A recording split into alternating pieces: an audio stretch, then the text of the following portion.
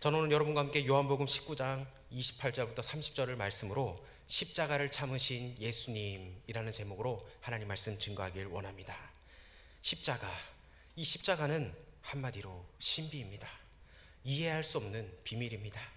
모든 능력과 권세와 지혜로 충만하신 분이 가장 혹독한 이 십자가의 고통을 받으셨다는 것, 이것을 어떻게 이해할 수 있겠습니까? 우리의 이성과 우리의 상식으로는 이해할 수가 없습니다. 그러나 우리가 이 사순절 기간 동안 이 십자가를 묵상하면서 나를 위해 십자가 지신 그 예수님, 그 십자가의 그 사랑을 여러분 날마다 묵상하면서 감격하면서 왜 하나님이 나를 이 땅 가운데 보내주시고 왜 하나님의 일을 하시려고 나를 보내셨는가, 여러분 한번 곰곰이 생각해보는 저와 여러분 되길 원합니다. 예수님이 공생애를 시작하실 때 요단강가에서 세례 요한에게 세례를 받으시고 올라오실 때 하늘의 음성이 들렸습니다. 이는 내 사랑하는 아들이요 내 기뻐하는 자라. 하늘의 음성을 들었습니다. 그러니까 예수님은 분명히 아버지로부터 사랑받는, 또 아버지가 사랑하는 그런 아들이었습니다. 그런데 하늘의 하나님이 이 사랑하는 아들을 잃어버린 겁니다. 십자가에 내어놓고 고통을 당하게 하셨을 때의 그 고통, 우리 예수님의 그 고통에도 주목하지만 하나님의 고통, 창조주 하나님이 가지시는 그 온 우주 만물을 창조하시고 다스리시는 그 하나님이 고통을 당하신다, 우리의 상식으로는 이해할 길이 없습니다. 이것은 어떤 종교에서도 받아들이기 어려운 겁니다. 무엇보다 죄가 없으신 분이, 그것도 죄인을 위해 십자가에 매달렸다.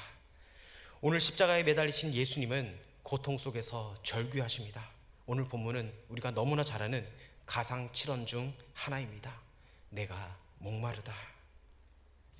십자가는 고통의 상징입니다. 가시관을 쓰신 예수님, 그 가시관은 날카롭고 투박한 가시로 만든 그 가시관으로 고통의 절정 속에서 예수님께서는 내가 목이 마르다, 내가 목마르다, 그렇게 말씀하십니다. 우리는 여기서 주목해야 할 것이 있습니다. 바로 예수 그리스도가 누구신가? 예수님께서는 사마리아 여인과의 그 대화에서 나는 영원히 목마르지 않는 생수라고 말씀하셨습니다. 영원히 목마르지 않는 물이신 그 예수 그리스도께서 지금 목이 마르다, 이렇게 말씀합니다. 세상을 지으시고 다스리시는 창조주께서 지금 목이 마르다고 말씀합니다. 그래서 이 목이 마르다는 것은 바로 고통의 절정의 끝 지점입니다. 끝 지점의 그 고통의 마지막 단계, 고통의 최후의 절규, 그것이 바로 목이 마르다라고 말씀합니다. 우리 예수님은 자신에게 다가온 그 고통을 거부하지 않으셨습니다. 인간의 몸을 입고 오신 예수님이 맞닥뜨린 것은 고통이었습니다. 그래서 육신을 가지고 오신 예수님께서 이 십자가 앞에 가장 극도의 고통을 느끼고 있을 때 그 고통을 경감시키고자 하는 방법을 선택하지 않으셨습니다. 왜 그랬습니까? 바로 우리를 구원하기 위해서 그렇게 하셨습니다. 이 고통을 거부하면 우리에게 구원이 이루어질 수 없기 때문입니다. 우리의 구원은 바로 예수님의 고통의 대가라는 겁니다. 예수님은 십자가를 지시기 전 겟세마네 동산에서 기도하실 때에 이 잔을 내게서 옮겨주십시오, 그렇게 말씀하셨습니다. 육체를 입고 계신 주님은 이 고통의 무게가 얼마나 큰지를 알고 계셨습니다. 그러니까 육신을 가지고 계신 주님은 이 고통을 피하고 싶었을 것입니다. 여러분, 마귀의 유혹은 무엇입니까? 마귀는 십자가의 고통을 피하라고 부추깁니다. 어찌 보면 솔깃한 유혹입니다. 그래서 광야에서 마귀는 예수님을 세 가지로 시험합니다. 모두 고통 없는 영광을 부추긴 겁니다. 고통이 없는 영광, 고통을 당할 이유가 없다는 겁니다. 마귀는 광야에 그 돌들이 떡이 되게 하라고, 그리고 막 뛰어내리라고, 내게 엎드려 경배하라, 이렇게 꼬드깁니다. 이 모든 것들은 고난이 없는 아주 강력한 신으로서의 이미지를 원했던 겁니다. 여러분, 세상을 보십시오. 세상은 어디나 고난 없는 영광을 가르칩니다. 고난을 통과하지 않고 승승장구하기를 권합니다. 고난이 없는 삶을 축복이라고 말을 합니다. 우리의 삶에서 고통이 제거된다면 얼마나 좋을까요? 그러나 그런 일은 일어나지 않습니다. 형통의 복음이 왜 위험합니까? 그 형통의 복음에는 십자가가 없습니다. 십자가는 어찌 보면 미련해 보입니다. 여러분, 세상을 보십시오. 십자가와는 정반대의 삶을 살아가라고 합니다. 간단하고 쉽고 편리한 길을 세상은 제시합니다. 십자가는 무시당합니다. 세상에서 십자가는 결코 매력적인 존재가 아닙니다. 그런데 우리 예수님은 어떻게 하셨습니까? 예수님은 그 주어진 고통을 그대로 받아들이셨습니다. 고통을 당하시는 예수님, 이것은 정말 신비로운 일입니다. 고통을 환영할 사람은 아무도 없습니다. 가장 피하고 싶어 하십니다. 제가 여러분에게 질문 하나 하겠습니다. 여러분, 고통을 당하고 싶습니까? 여러분들은 고통을 당하기 싫어할 겁니다. 왜 그렇습니까? 고통은 힘들기 때문입니다. 여러분, 코로나 바이러스 어떻습니까? 여기에 많은 분들이 또 앉아 계시지만 코로나 감기처럼 지나간다고 말합니다. 그런데 감기처럼 지나가지 않는 것 같습니다. 고열을 동반하고 목이 붓고 아파서 춤을 삼키기도 힘듭니다. 호흡이 각박 옵니다. 그리고 감기와 비슷하다고 하는데 여러분, 걸려보십시오. 그게 감기 같은지. 정말 세상 살기 싫을 정도의 고통을 동반합니다. 여러분, 육체적인 고통만 그렇습니까? 정신적인 고통은 어떻습니까? 여러분, 정신적인 그 고통, 이것도 만만치 않습니다. 여러분, 한번 보십시오. 여러분 간의 그 인간적인 관계로부터는 그 스트레스, 직장 상사와의 갈등, 친구와의 갈등, 부모님과의 갈등, 여러분, 정신적인 고통도 만만치 않습니다. 우리 시대의 특징이 있는데 우리 시대의 특징 중 하나가 가볍다는 겁니다. 어디를 가나 참 가볍습니다. 경박성의 그 시대를 살아가고 있습니다. 여러분, 가벼움이 얼마나 무서운지 아십니까? 여러분, 현대인들은 사랑도 참 가볍습니다. 그러니까 쉽게 만나고 너무 쉽게 헤어집니다. 사랑이 가벼운 이유가 무엇입니까? 바로 고통을 통과한 사랑이 아니기 때문에 그 고통이 찾아오면 그 사랑이 너무나 쉽게 깨어져 버립니다. 진정한 사랑이라고 말할 수가 없습니다. 그래서 불같은 사랑이라고 말하죠. 그런데 한순간 끓어오르다가 한순간에 식어버립니다. 좋으면 씹고 싫으면 뱉는, 이게 바로 가벼움입니다. 인생을 너무 가볍게 다루는 겁니다. 조금만 어려움이 찾아와도 우리의 삶의 무게를 이기지 못하면 조금만 힘들어도 온 세상의 불행은 혼자 다 가지고 있는 듯한 표정을 짓고 살아가고 있습니다. 행복을 너무나 가볍게 생각하는 것이 바로 내가 원하는 대로 내가 가지고 싶은 것을 가지면 그것이 행복이라고 여깁니다. 이런 시대의 특징이 무엇입니까? 바로 고통과 거리를 두고자 하는 겁니다. 고통을 무조건 불행이라고 치부해버립니다. 그래서 고통 이꼴 불행, 이 등식을 가지고 살아갑니다. 편안함이 우리 시대의 우상입니다. 아무 일도 일어나지 않으면 그것이 편안한 삶이 축복이라고 여기는 시대를 살아가고 있습니다. 여러분의 부모님들이 여러분들을 키울 때 가능한 고생을 안 시키려고 평안한 삶을 살도록 도와줍니다. 여러분, 그렇다고 여러분들 고생을 안 합니까? 현실은 다릅니다. 편안하게만 살면 얼마나 좋겠습니까? 그러나 현실은 다른 겁니다. 무통의 인생은 절대 없습니다. 우리는 어떤 형태로든 고난을 직면하고 고통을 당하는데 중요한 것은 이 고통에 대한 답을 가지고 있지 않으면 우리는 인생의 한순간에서 무너지게 된다는 겁니다. 평소 때는 이 정도면, 나 정도면 충분해, 괜찮다고 만족하고 편안하고 괜찮았는데 어느 한순간 무너집니다. 언제 그렇습니까? 바로 고통의 파도가 밀려 닥치면 그때 나의 삶이 산산조각 나버린다는 겁니다. 죄를 지은 인간에게 찾아온 고통은 우리가 매일 경험하는 실제입니다. 얼마나 많은 고통들이 우리 주위에 일어나고 있습니까? 가족 중 한 사람이 갑자기 불치병에 걸려서 고통당하고 있습니다. 잘 나가던 우리 집이 한순간에 고꾸라집니다. 정말 믿었던 사람인데 배신을 당합니다. 그렇게 나를 사랑한다고 쫓아다니는 인간이 어느 순간 고개를 확 돌려버립니다. 나에게 눈길 하나 주지 않습니다. 우리 인생에 일어나는 갑작스러운 사고와 각종 질병과 그리고 상실과 이별 뒤 한순간에 찾아와서 우리는 이 슬픔 가득한 인생을 살아가고 있습니다.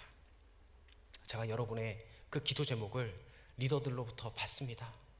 그 받으면은 제가 그것을 가지고 볼 때마다 기도합니다. 그리고 새벽에 여기 앞에 제일 뒤에서 앉아서 매일 기도합니다. 그런데 때로는 정말 그 기도 제목이 먹먹하고, 정말 하나님 왜 사랑하는 자녀가 이렇게 고통을 당합니까? 정말 하나님께 제가 물어봅니다. 하나님, 이 자녀 하나님의 자녀입니다. 하나님, 이 고통에서 주님 걷어가 주셔서 하나님 마음의 평안과 기쁨이 넘치게 해달라고 여러분 기도합니다. 여러분, 우리가 기도 제목을 나눌 때 하나님의 은혜가 임합니다. 여러분, 우리 기도해야 됩니다. 기도의 자리에 찾아와야 됩니다. 기도할 때 하나님이 우리를 만나 주신다는 겁니다. 여러분, 너무 기도를 이론으로만 알지 마십시오. 여러분, 기도할 때 능력이 나타나는 거지 이론으로는 이해할 수가 없습니다. 여러분, 기도할 때 하나님의 능력이 나타남을 믿고 여러분 그 기도의 능력으로 살아갈 수 있는 저와 여러분 되길 원합니다. 여러분, 우리는 왜 십자가를 바라봐야 합니까? 바로 십자가는 인간의 고통에 대한 충분한 답이 되기 때문입니다. 예수님은 우리의 고통을 누구보다 더 잘 아시는 분이십니다. 우리 누구도 예수님보다 능가하는 그 고통을 당하는 사람이 없습니다. 예수님의 고통의 끝지점까지 가보신 분이시기 때문에 그리스도와 비교할 수 있는 고통은 없습니다. 십자가의 그 고통은 정신적, 육체적, 영적 고통의 극치를 맛보신 겁니다. 우리는 누구나 크고 작은 고통을 경험합니다. 그러나 여러분, 그 고통에 우리는 직면해야 합니다. 고통 속에서 그 십자가로 나아가야 한다는 겁니다. 그 고통의 깊은 골짜기 안에서 바로 십자가를 바라보는 겁니다. 우리는 그곳에서 그 고통의 순간에 우리가 예수님의 그 십자가를 바라볼 때 그곳에 계신 예수 그리스도를 만나게 된다는 겁니다. 여러분, 예수님만이 우리의 당하는 그 고통, 그것을 이해할 수가 있습니다. 여러분, 어려움 당했을 때 여러분 어떤 위로가 필요하겠습니까? 사람은 절대로 그것을 만져줄 수가 없습니다. 오직 하나님만이 그 상한 마음을 만져주실 수 있습니다. 여러분, 우리가 고통을 당할 때 나를 더 힘들게 하는 것이 무엇입니까? 어느 누구도 내 고통을 이해할 수가 없다는 겁니다. 그래서 위로를 한다 치고 여러분 그 위로가 오히려 화를 가져오는 경우가 많습니다. 그러나 그 고통을 이해하실 분은 우리 주님밖에 없다는 겁니다. 그래서 그 기도의 자리로 나오라는 겁니다. 어떨 때는 우리 부모님에게, 그리고 형제 자매에게, 친구들에게도 내 이야기를 못할 때가 많습니다. 내가 이 얘기한다고 그 사람이 알아줄까? 여러분, 알아줄 사람이 없습니다. 여러분, 인생의 어려움과 그 고난이 다가올 때 여러분 카톡을 찾는 것이 아니라 하나님을 찾을 수 있는 저 여러분 되길 원합니다. 인생의 밑바닥에서 헤맬 때, 인생의 난파를 당하고 길을 찾지 못하고 절망 속에 있을 때 우리 주님이 거기서 우리를 건져 주십니다. 그 십자가의 사랑이 우리를 구원해 주십니다. 내가 고통당하고 있을 때 내가 겪은 그 고통과는 비교할 수 없는 그 고통을 당하신 예수님께서 나를 위로해 주시고 나를 인도해 주신다는 사실을 여러분 기억하며 나아가길 원합니다. 원래 우리 인간은 영원히 고통을 당해야 할 인간입니다. 그러나 그 고통을 우리 주님께서 끊어버리셨습니다. 그래서 그리스도 안에서의 고통은 잠깐이 지나가는 거라고 말씀합니다. 베드로전서 5장 10절에 이렇게 말씀합니다. 우리 자막을 통해서 함께 같이 읽어보도록 하겠습니다. 시작. 모든 은혜의 하나님 곧 그리스도 안에서 너희를 부르사 자기의 영원한 영광에 들어가게 하시니가 잠깐 고난을 당한 너희를 친히 온전하게 하시며 굳건하게 하시며 강하게 하시며 털을 견고하게 하시리라. 아멘. 고난이 우리를 온전하게 하고 강하게 하며 털을 견고하게 하신다고 말씀합니다. 우리가 지상에서 겪는 눈에 보이는 것들은 잠깐이라고 말씀합니다. 고린도서 4장 18절에 이렇게 말씀합니다. 우리가 주목하는 것은 보이는 것이 아니요 보이지 않는 것이니 보이는 것은 잠깐이요 보이지 않는 것은 영원함이라. 아멘. 우리는 눈에 보이는 것, 일시적인 것, 현재적인 것에 얼마나 몰두합니까? 지금 당장 행복하고 잘 되는 것에 우리의 눈을 고정시키려고 합니다. 하지만 성경은 눈에 보이지 않는 것, 영원한 것에 주목하라고 말씀하십니다. 영원한 예수 그리스도, 그 십자가에 달리신 예수님을 주목할 때 고통과 비교할 수 없는 영광이 다가온다는 겁니다. 여러분, 고난은 축복이라고 말하는 이유가 무엇입니까? 고난은 고난으로 끝나지 않기 때문에 그 고난을 통해서 우리가 붙들고 우리가 바라야 할 것을 더 선명하게 만들어 준다는 겁니다. 고난을 통해서 영원한 것에 대한 그 기대가 깊어지게 하기 때문에 복음이 우리에게 기쁜 소식이 된다는 겁니다. 십자가는 부활로 이어지는 것처럼 고난은 영광으로 이어지기 때문에 기쁜 소식이라는 것입니다. 여러분 가운데 현재 고난당하는 사람들이 있습니까? 여러분 축복합니다. 그 고난이 여러분 축복입니다.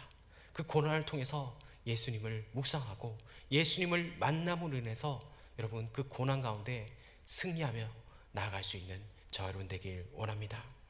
하나님은 이 고난을 통해서 우리를 더 깊어지게 하시고 예수 그리스도를 알게 하셨습니다. 우리 주님은 고통을 제거해 주신다고 약속하지 않으셨습니다.